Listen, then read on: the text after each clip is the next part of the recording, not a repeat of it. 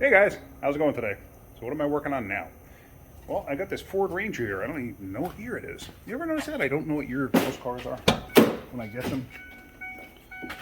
And of course, I can't read the label. Oh, it's an 01, 02. It's actually an 02.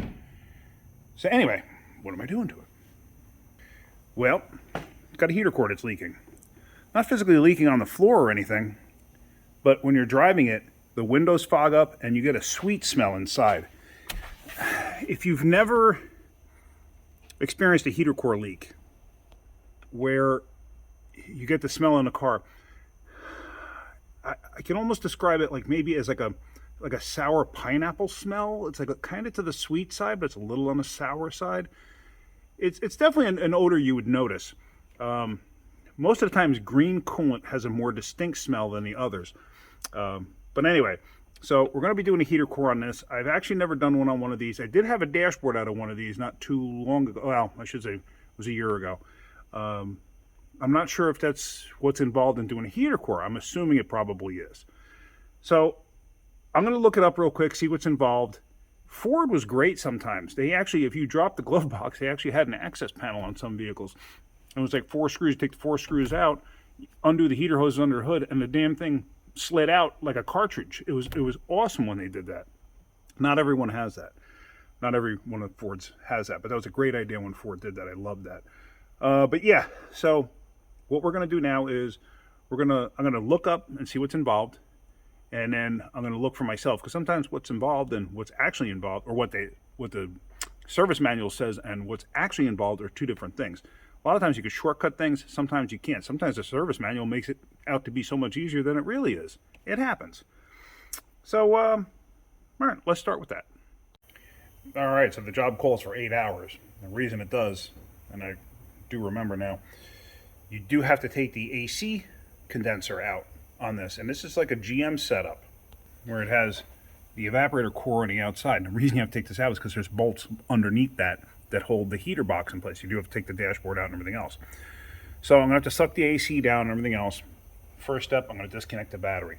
Let me get the AC machine over here. Let me get the AC sucked down. Let me get the battery disconnected. And then we're going to start pulling this dash out. But in all honesty, it's just about lunchtime. So I'm going to put the AC machine on, disconnect the battery, and I'm going to lunch. Good day for soup.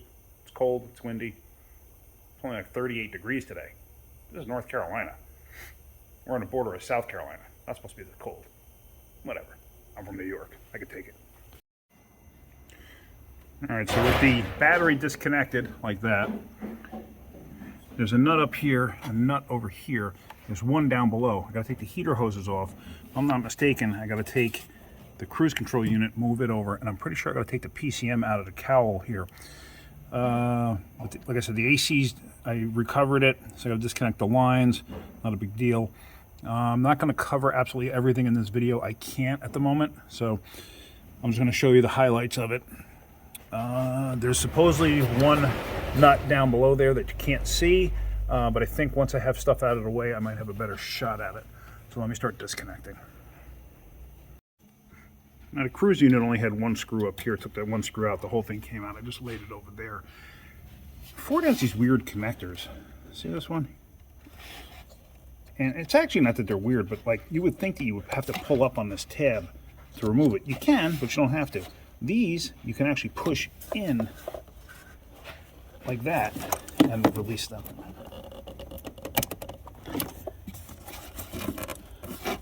Kind of hard for me to film and show you, but there. See that? So it's really not that difficult. Usually when I disconnect the blower motor too, I like to look into the connector to see if it's possibly melted, because that could be an upcoming failure. The blower resistor is down there. Yep, I got to disconnect the heater hoses, so let me just keep going. Then I got to undo these AC lines, and then I'll show you about this connection here.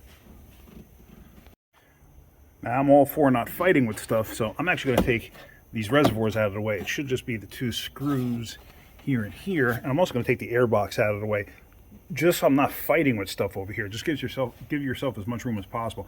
Does it take me a couple extra minutes to do it? Yep, but I'm not fighting with it either. With all of that out of the way, it gives you a lot more room. Now, I could not get the connector off the blower resistor, and I didn't want to possibly break it. So I took the blower resistor right out. There's just 2 screws. And the blower resistor looks fine, so I'm not too concerned about it, but I've got a funny feeling the connector may be partially melted onto it. But if everything works fine, we're not going to really worry about it. Now, I have this tool. I'm pretty sure this is a Lisle tool, but I'm not even positive. I'll see if I can't find a link to it and I'll put it in the description. But there, basically take the tool, you got to find the right size that fits. This one fits perfectly. And as you insert it, I did spray a little bit of WD on there just to make life easier. This is hitting a spring in there. Right there, it actually compressed the spring. So now that the spring is compressed, I should be able to, just like that. I had already evacuated the system and I had it in a vacuum. That's why you heard that thump sound. So that's disconnected. Technically what you should do is cap these things off. This is the receiver dryer, and it has, what the heck's it called? Incandescent? I can't even remember the name of it now. Losing my mind, getting old. But basically what it does is it dries the air. If you leave it open for too long, it'll actually absorb all the moisture in the air and it'll saturate it. I'm not too worried about it because I should be done with this relatively quick. If this goes into tonight, then what I'll do is I will cap off the ends of this. You can take a rubber glove, something like that, just to keep excess moisture from getting in there. So now this connector here, I'm just going to use 2 adjustable wrenches and break that free. With that line disconnected over here, and I got the mounting points disconnected there, this whole thing should come up and out. Should come up and out. Okay, there's another strap here that holds this line to the casing here. So with all of that out of the way, now I got this connector here, and if you could see, you move these 2 legs, like whatever they are, over to get this out of the way. Can I do this one-handed? Let's see. There we go. So now it's the same type of a connector there. Now, whenever you're dealing with this type of a connector, you know, this style, if you see this down the line, don't worry about it. All this is for is to hold. Can you see that spring in there? See that? That's the spring that locks it in place. That's the spring that I used that tool to push out on. Anyway, from the factory during assembly, this is there to hold that spring in place so it doesn't fall out during assembly. Once the line is connected, this is garbage. You don't have to worry about it. You'll see it hanging out on a lot of them. Sometimes they disappear, like this one's gone. But yeah, don't worry about it. It's nothing of importance. Now another thing, if you've never seen these, if you don't have a pair, you should get them. They come in a set. This was like a set of 3, I believe. This is the largest. Oh, I know it for a fact. I shouldn't say I believe. This is the largest one. Way back when I had gotten these from Mac Tools. They were the first ones to introduce them at the time. I'm not a big fan of Mac Tools, but I just happened to buy them because they looked interesting. And I could tell you, I use them a lot. Basically, they're really good for grabbing hoses and stuff like that. If it's something you really got to be careful so you don't damage, you can go to the inside here. This way you can just pull on the hose itself. Obviously, you got to be careful what you're doing, but see, it'll actually flex everything. So let me get these off of there, and we'll go on to the next step. Now with that stuff out of the way, there's that one nut right there. There's the other nut right there, and then the other nut, you can see it now, is down there. I'm going to get those off, and then I'm pretty sure there's other ones inside that have to come off, so this box will pull out. You may want to take your ignition wires off. Might make your life a little bit easier, might not. We'll find out when we get there though. Just move them over a little bit. All right, let me get those out and then let's look inside. So with those out of the way, the box moves, but there's obvious that there's something else holding it. I'm pretty sure there's a bolt towards the bottom on the inside, bolt or a nut. So as we move to the inside, I already have the glove box down.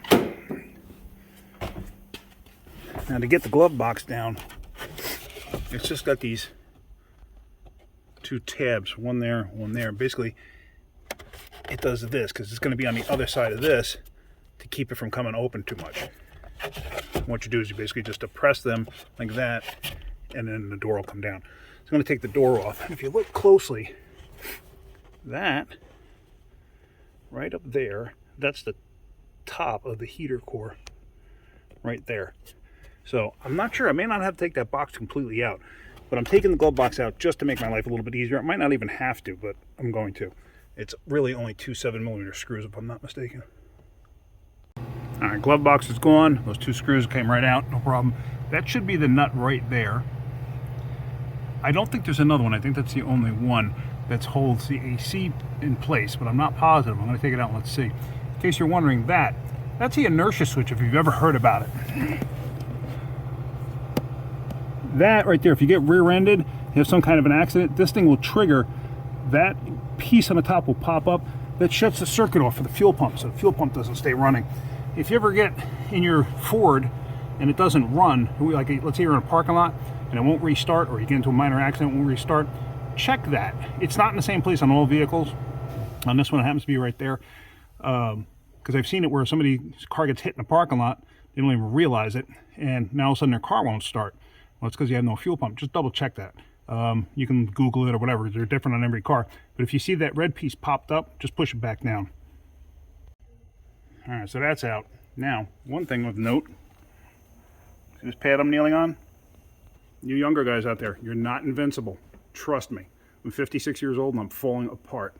My knees are shot, my shoulders are shot, my hands are shot, and if I was younger, when I was younger, had I had like a kneeling pad or something, I would have saved my knees. I've got to have a knee replacement. Not looking forward to it. It's going to happen eventually. It doesn't have to happen yet. But anyway, use something like this. Use kneeling pads, something. Save yourself. Trust me, you're going to beat yourself up and you don't even realize it. All right, so with that last bolt out, nut out, this thing should, yep, there we go. Should come out. There's something attached. Down here, oh, there's a vacuum connector.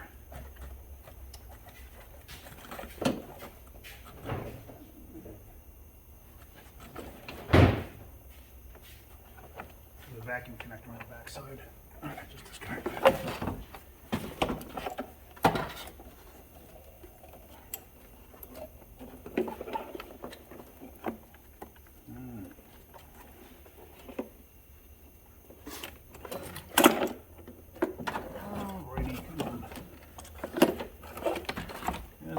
Through. Disconnect that there. I'm going to disconnect that there. And then this whole thing should come up and out. There's another one here. Okay. That's it. So there you go. Whole thing comes up and out.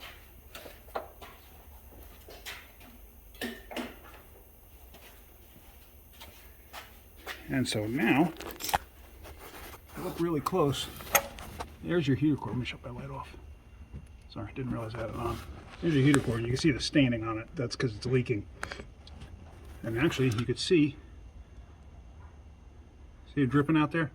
That's coolant dripping out. That's what I think is low on coolant. Here's that vacuum connector. And that, I could have gotten inside. I didn't even realize. Sorry about that. I could have gotten that from inside. Didn't even realize it. So let's pull the dashboard out next. Yeehaw. All right, so where do you start with something like that? Pulling the dashboard out. We're going to take that trim panel off on the top there. We're going to take the A-pillar molding. We're going to take this molding out first, the, what the heck's it called? The sill molding. Not this piece, this piece.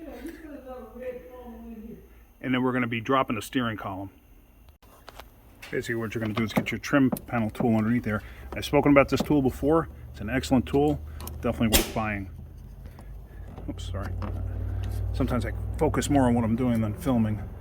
I hope you guys can understand that. I think you do.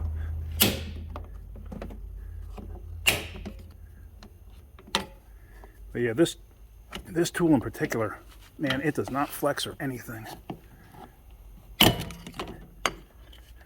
So just like that. Lay it up top. If you have a very nice paint job, do not do this.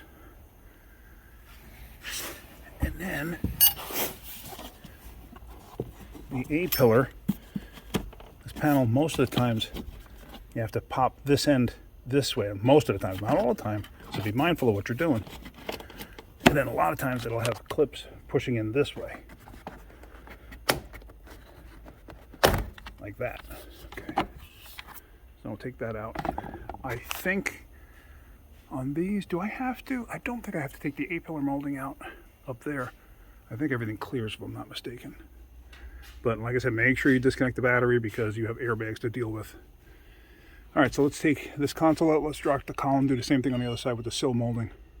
All right, sill molding out, just popped out. The side cover here comes off to expose these two screws here. I took the lower trim panel off. It was just basically 2 screws here and then 2 screws that hold the hood release cable up there. And I got these 8mm I got to take out to get this lower panel off because like I said, we got to drop the column. I took the cup holder out. Really no big deal. I just had 2 like quick screws there. They're like 90-degree turn screws. Let's see. And I think, yeah, so let's get this out of here and see what else we got to do. So with that panel out of the way, what I'm going to try to do is I'm going to actually disconnect the steering column up here. There's a pinch bolt up here. I don't know if you can see it. Right there. Let's see.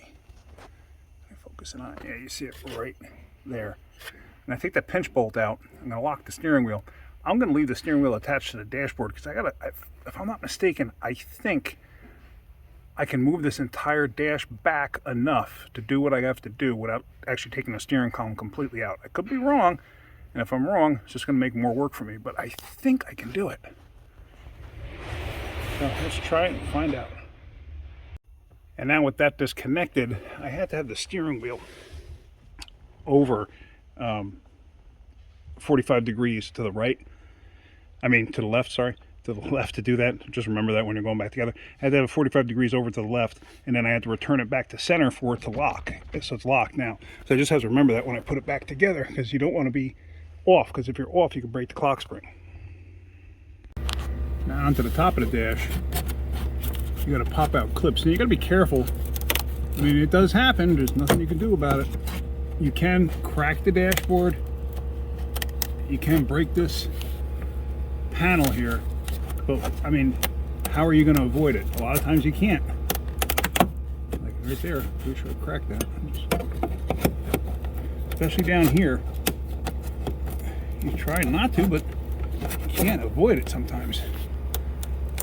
Let me pay more attention to this. Now with that panel out of the way, there's actually, if you can see it from the outside here, there are screws down there that you have to get to, and I believe there's one on that side. So you got to get those out. And I took one screw out there, and I'm going to leave that one in place for right now. And I'm going to go look on the other side and see what I got to take out there. So I may have to take that A-pillar molding out because it comes further down on that side. All right, let me go to that side and see what I got to do. On this side, the screw is a bit bare to get to. It's down there. Now you got to be careful so you don't break the windshield in the process. Have I done it before? Yep. And when removing these bolts, like I said, be careful so you don't break the windshield. I have done it myself. And that's not fun when you got to tell the customer, hey, we got to put a windshield in your car. But it does happen. So if it does happen to you, just, it is what it is. Fix it, move on. Luckily, the guy who owns this truck is extremely cool. I'm sure if it happened, he'd be absolutely understanding.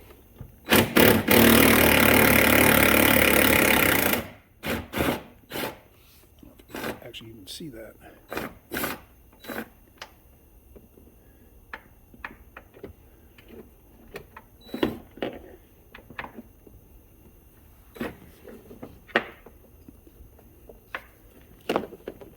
Super difficult to even see it. If you think this is fun, wait, you gotta go back in.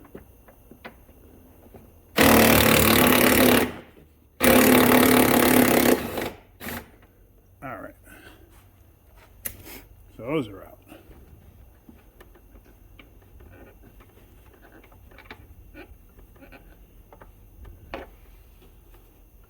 There's one.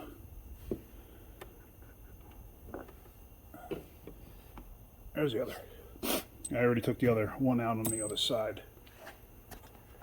So, take this one out here.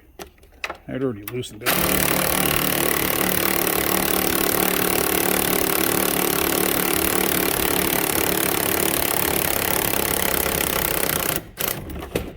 Oh, look at that. All right. So, yay.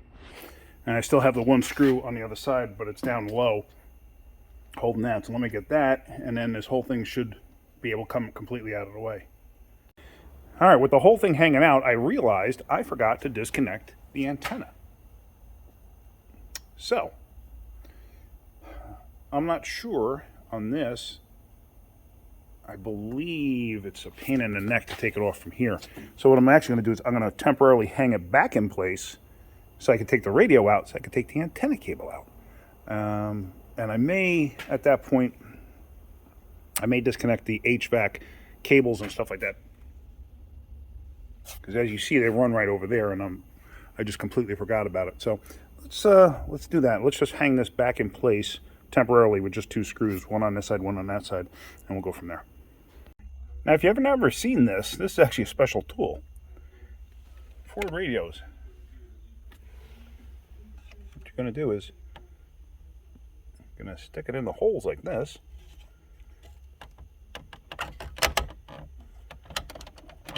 Once it latches in place, usually you grab both of them, hold them outward. I can't film this at the same time. And then the radio should come straight out. Actually, let me see if I can prop this up at all for you to see it. Let's see, I don't know if you're going to see it or not. Okay, I got to review that just to see if you actually saw that. So I think with the antenna cable disconnected and that vacuum connection disconnected, I believe I have enough room to get the dashboard back and get to the top of this where you saw me point to before, because I'm pretty sure this just has like a squeeze piece that you put together and lift up to get this whole assembly off, and it's much easier than actually dealing with that over there. Let's try it again. All right, so I pushed these little tabs out and I lifted up slightly and this felt like it popped. Okay, that's it. So this comes off with that.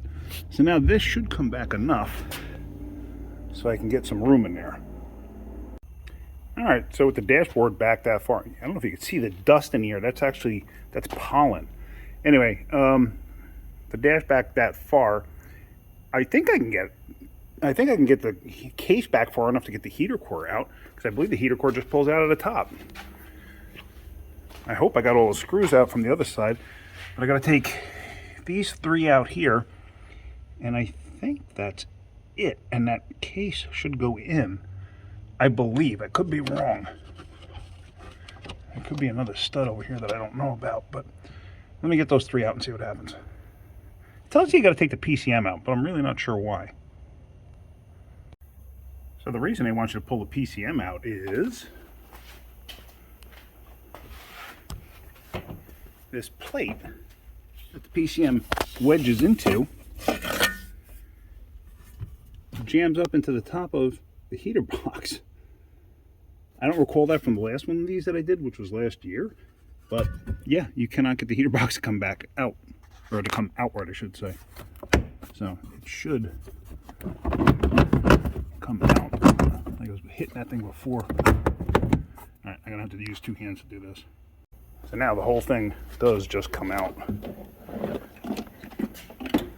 So, I mean, really, that was not a super terrible job to get that out. So now I got to take those little screws out there, those 8s or 7s. I think they're 8s.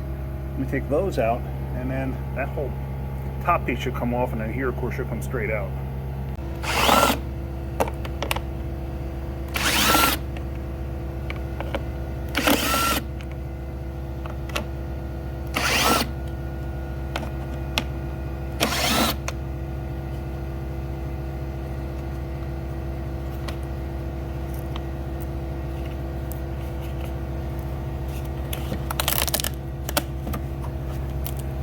Sometimes when you have seals on these boxes, it's actually best to take a razor blade and slice them where they go across the seam when you have to separate the seam.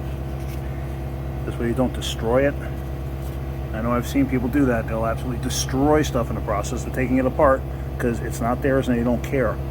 And that's not the right way to do things. There we have our handy dandy little work table, which is the tailgate of the truck. I sliced this like that. I was able to lift that top up and peel this off without destroying it. But now, it's like that. So this heater core should pull up and out. And you see it's full of antifreeze in there. So as you see, it's definitely leaking. See that? And these tubes. But, okay, I mean, we were confident it was a leak to begin with, because you could smell it. So, oops, sorry. So what I might actually do is, what I'm going to probably do is flush this thing out. I'll take it outside and just rinse out the inside with a water hose. I'm still waiting for the heater core. It's not here yet.